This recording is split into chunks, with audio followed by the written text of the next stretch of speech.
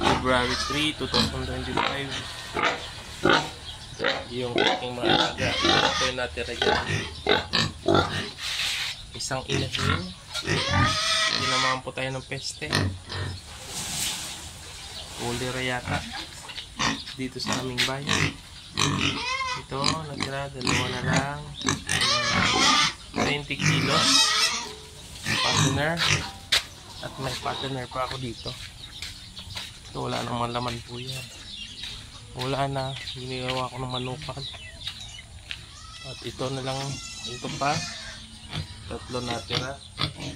Mga 15 kilos. Yan na lang po yung natira sa aking baboy. 6 na lang.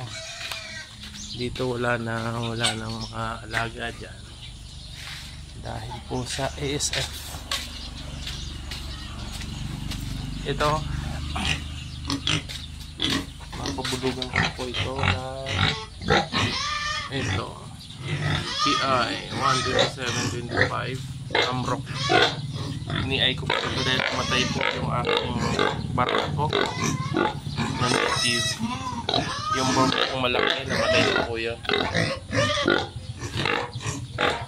Siya na lang yung natitira. Although yung tatlo po isa doon barako.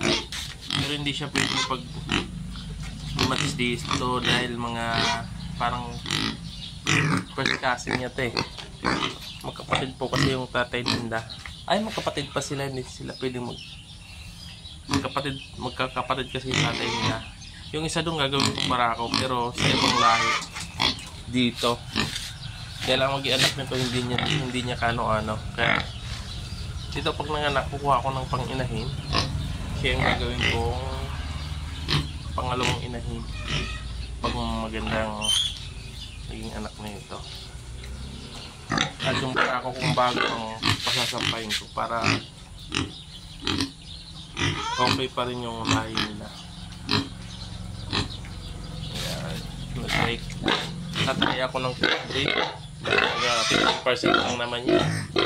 Or siguro mga 25% magiging dugo ng lahi niya. 75% pa rin doon sa native. Kaya okay pa rin yung lasa. Upgrade lang natin dahil una wala akong barako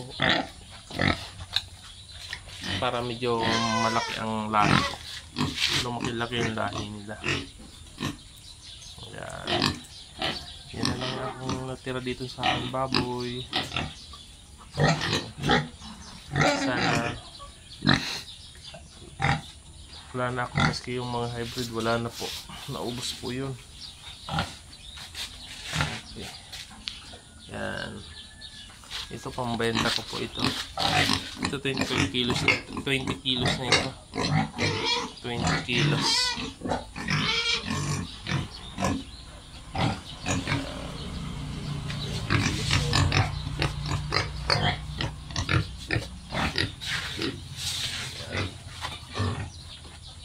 Yan lang po na ang aking mga update ngayon. Hindi matagal akong din nakapag-update dahil sa mga kaganapan at mga busy at wala na po yung mga alaga ko. Yan na lang po ang aking alaga ngayon.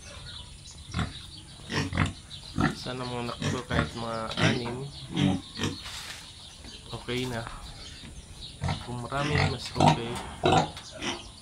So yan lang muna po. Thanks for watching. God bless. Mabuhay.